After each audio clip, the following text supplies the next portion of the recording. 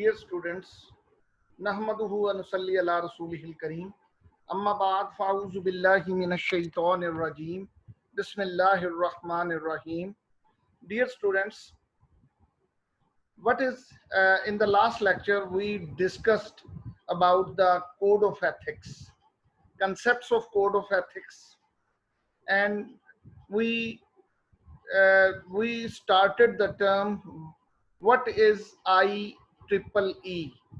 IEE, the Institute of Electrical and Electronics Engineers.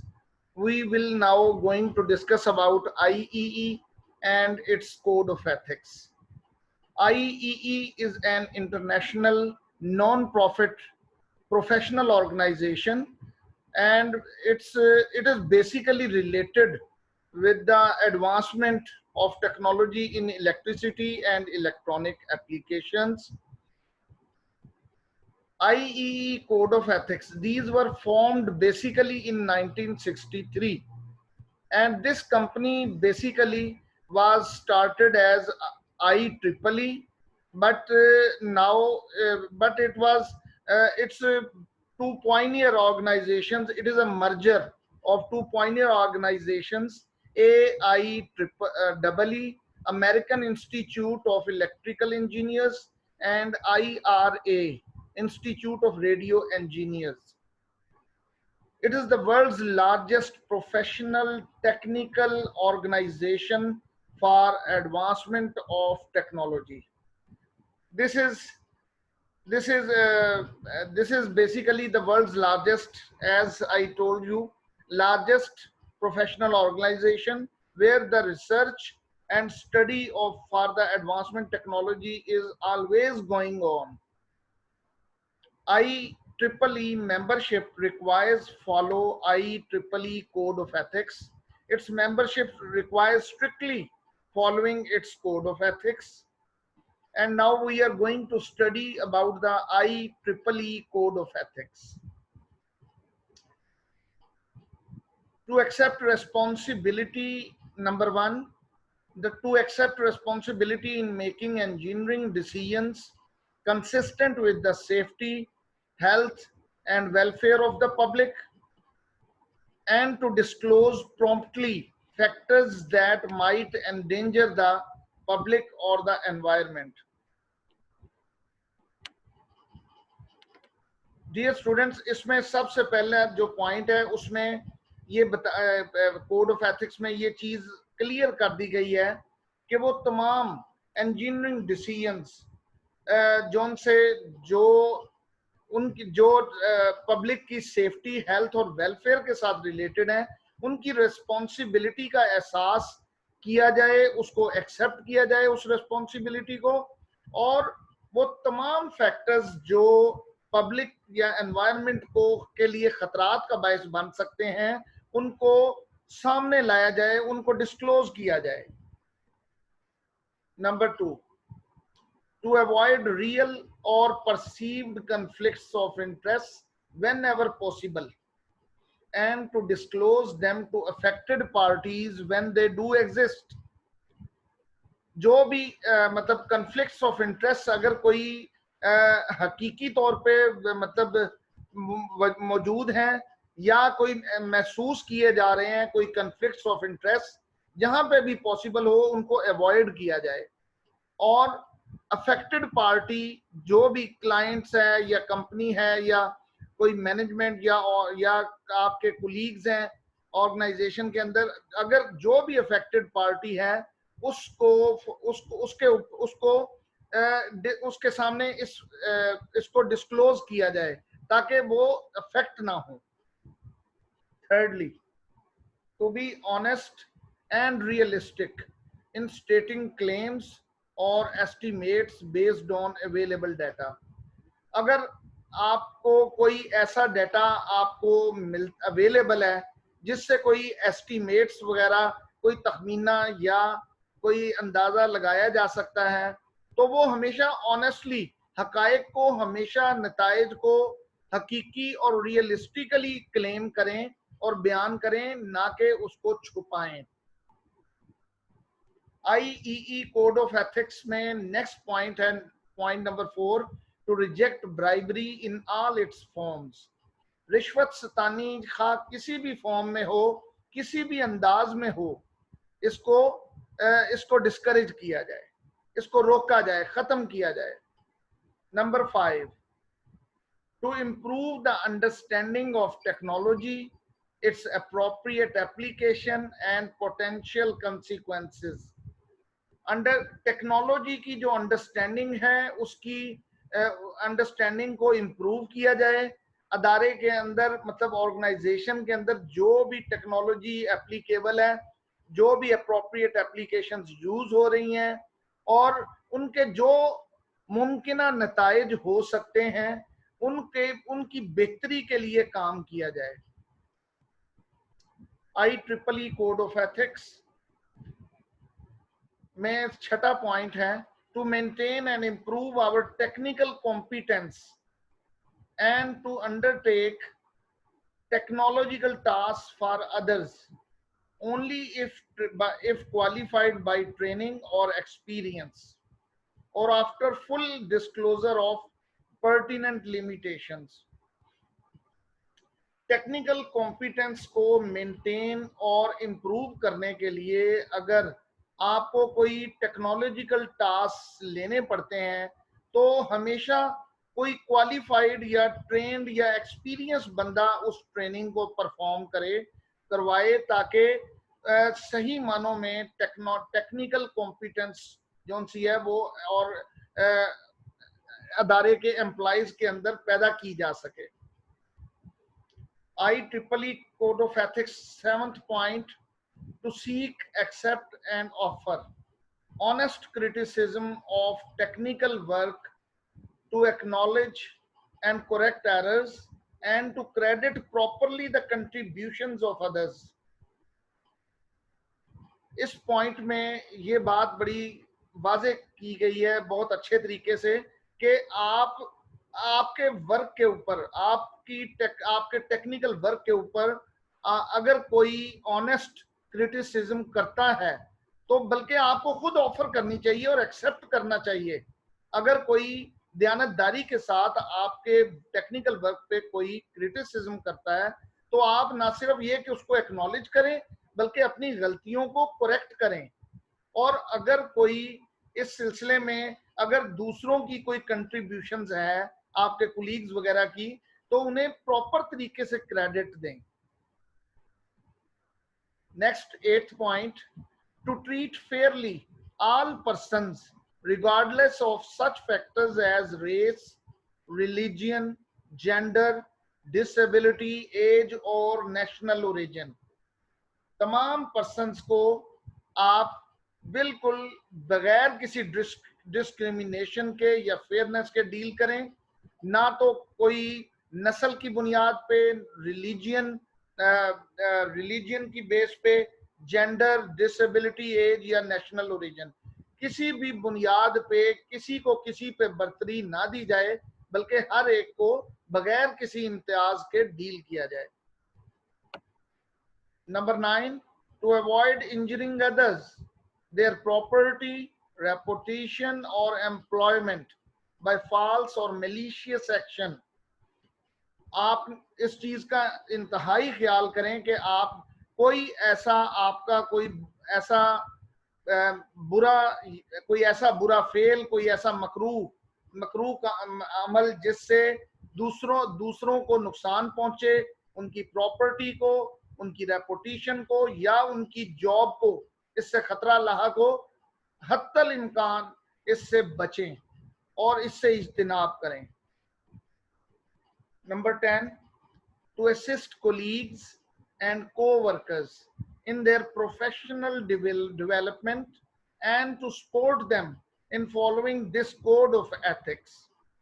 अपने colleagues को assist करें, अपने कोलीग्स और कोवर्कर्स को न सिर्फ उनकी प्रोफेशनल डेवलपमेंट में, बल्कि उनको सपोर्ट करें, उनको कोड ऑफ एथिक्स को फॉलो करते हुए हत्तल इम्कान उनकी हर जगह जहां मुमकिन हो, मुमकिनात हो, उनकी हेल्प करें और उनको सपोर्ट करें।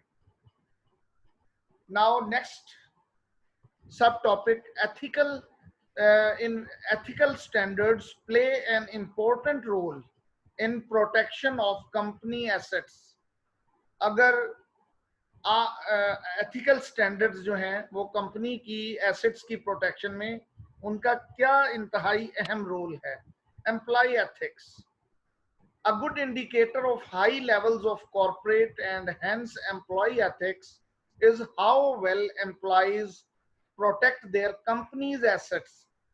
ये एक बहुत ही अहम इंडिकेटर है किसी भी कंपनी या ऑर्गेनाइजेशन के अंदर के एम्प्लॉय एथिक्स जो से हैं उनको उनको वो अपने एम्प्लॉय जो से हैं वो किस तरह अपने ऑर्गेनाइजेशन के एम्प्लॉयज अपनी ऑर्गेनाइजेशन के एसेट्स को कितना एहतराम देते हैं, उनको कितना उनको प्रोटेक्ट करते हैं. ये एक बहुत ही अच्छा इंडिकेटर है जिससे एम्प्लॉयज की एथिक्स को समझा जा सकता है.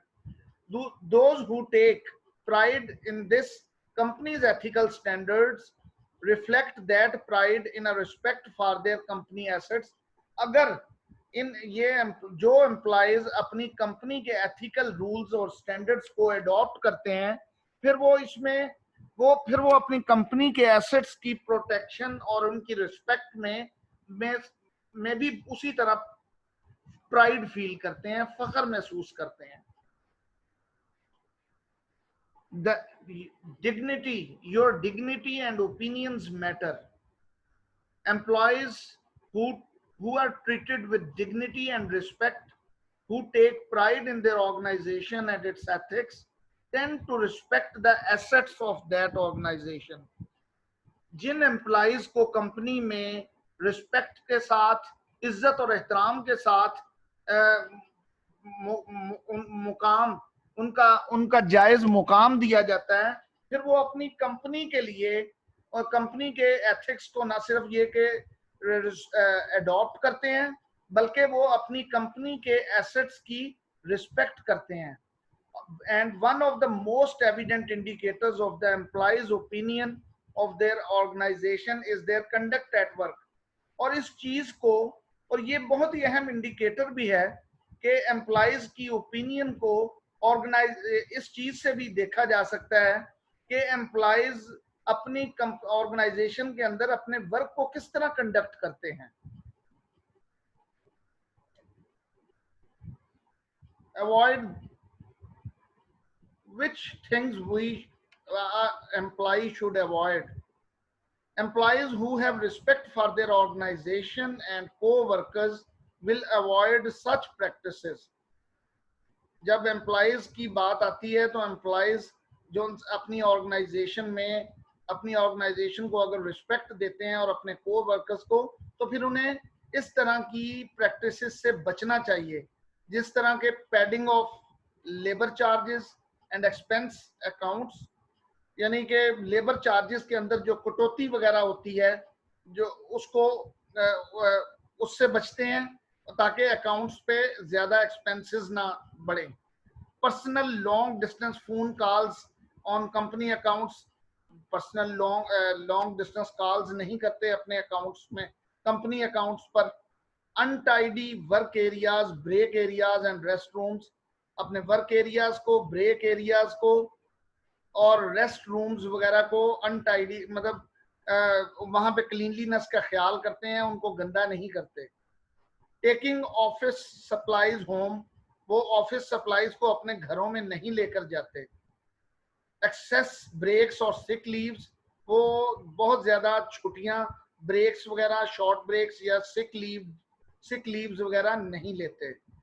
improper use of copy machines and computer equipments, copy machines या कंप्यूटर इक्विपमेंट्स वगैरह का improper यूज नहीं करते बल्कि अपनी मशीनरी चाहे वो कंप्यूटर हो या ऐसी मशीन्स हो, टेक्निकल मशीन्स, उनसे उनकी हिफाजत करते हैं. losses come in many forms. There are many forms of losses. In addition to lost supplies and equipment, an employee with little self or organizational pride can subject that organization to. Supplies, equipment और supplies का कम हो जाना तो एक नुकसान है ही, लेकिन वो और एम्प्लॉइज जो जो जिनमें सेल्फ रियलाइजेशन या सेल्फ ऑर्गेनाइजेशनल प्राइड नहीं होती या बहुत कम होती है, वो कंपनी के लिए किन किन नुकसानात का पेशे खैमा बनते हैं। लॉसेज इन टाइम, टाइम का लॉस करते हैं। प्रोडक्शन, प्रोडक्शन में लॉस होता है ऐसे लोगों की वजह से, ऐसे एम्प्लॉयज की वजह से। ओवरहेड चार्जेस, इसी तरह इनिशिएटिव, वो एक अच्छा इनिशिएटिव भी नहीं लेते। प्रोफेशनलिज्म, यानी उनका ड्रेस कोड वगैरह, उनके अंदर प्रोफेशनलिज्म नहीं होती और वो उनका ड्रेस कोड वगैरह मुनासिब नहीं होता। कस्टमर को रिस्पेक्ट नहीं देते। रेपुटेशन, वो अदारे की ना अपनी और ना अदारे की रेपुटेशन का ख्याल नहीं करते। एटीट्यूड, उनका एटीट्यूड पॉजिटिव नहीं होता। स्पिरिट एंड ड्राइव, और उनके अंदर कोई स्पिरिट, जोश, जज्बा, लगन नहीं होती।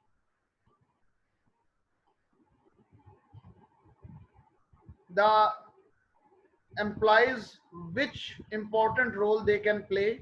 Every employee can play an important role in creating an environment where people are valued as individuals, treated with respect। एक ऐसी environment, हाँ, ऐसे तुम ये एम्प्लॉयज जो से हैं अपने अदारे के अंदर एक ऐसी बेहतरीन एनवायरनमेंट क्रिएट कर सकते हैं जहां पे हर इंडिविजुअल को वैल्यू दी जाए, उसको रिस्पेक्ट से ट्रीट किया जाए, डिग्निटी, उसको इज्जत एहतराम दिया जाए, fairness and equality, where people perform with unquestionable ethics and integrity, जहाँ पे लोगों को बेहतरीन किस्म के इज्जत, रिस्पेक्ट और एहतराम की नज़र से देखा जाए।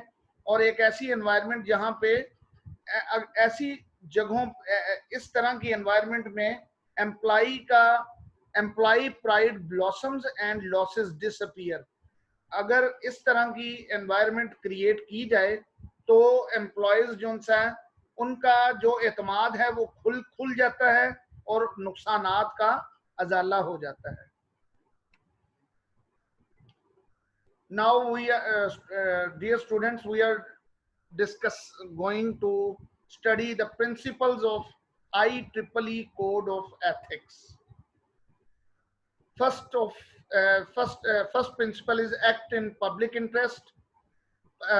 हमेशा पब्लिक की इंटरेस्ट के लिए बेहतरीन तरीके से परफॉर्म कीजिए। Act in interest of clients and employers, अपने क्लाइंट्स और अपनी ऑर्गेनाइजेशन के जो एम्प्लॉयज हैं, आपके एडमिनिस्ट्रेशन, मैनेजमेंट, उनके इंटरेस्ट के लिए परफॉर्म कीजिए अपनी ड्यूटीज को। Produce quality products, quality products को प्रोड्यूस कीजिए, यानी बेहतरीन तरीके से अपनी ड्यूटीज को क्वालिटी प्रोडक्ट्स प्रोड्यूस करने में सरंजाम दें। मेंटेन इंडिपेंडेंट जजमेंट, अपनी जजमेंट, अपनी जो इंडिपेंडेंट जजमेंट है उसको मेंटेन रखें। अपने आपके किसी भी डिसीजन पे आपके कुलीग्स की मर्जी असरअंदाज नहीं होनी चाहिए। आप अपने ऑनेस्ट तरीके से अपनी ड्यूटी को सरंजाम दें और जो मुनासिब और बेहतर समझें वो अपने इंडिपेंडेंट बिहाफ पे जजमेंट करें। मैनेज एथिकली, एथिकली डील करें, मैनेज करें, हर बात को अच्छे तरीके से एथिकली मैनेज करें। प्रोटेक्ट इंटेग्रिटी ऑफ प्रोफेशन, अपने प्रोफेशन की इंटेग्रिटी को प्रोटेक्ट करें। सपोर्ट कुलीग्स, अपने कुलीग्स को जहां तक हो सके उनकी सपोर्ट करें। परस्यू लाइफ लॉन्ग लर्निंग, और जो आप, क्योंकि लर्निंग जो है जिंदगी के साथ साथ जारी रहती है, इसलिए हमेशा आपके अंदर एक जुस्तजू, एक लगन होनी चाहिए लाइफ लॉन्ग लर्निंग के लिए, ताकि आपकी सलाहियतें निखर कर सामने आ सकें। Dear students, in this lecture we discussed about IEEE Code of Ethics, the important role of the employees in the organization, and then we studied about principles of IEEE Code of Ethics. And inshallah in the next lecture we will be studying about ACM code of ethics. Dear students, it's all over. Allah Hafiz.